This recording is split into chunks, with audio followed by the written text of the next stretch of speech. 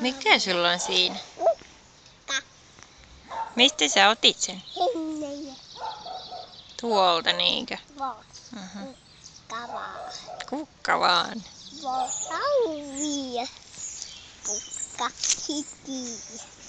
Hiti. Hauvi kukka. Joo, mutta nyt kulta Lauri syö sen kukan, niin otetaan kukka pois. Joo, ei ole hyvä.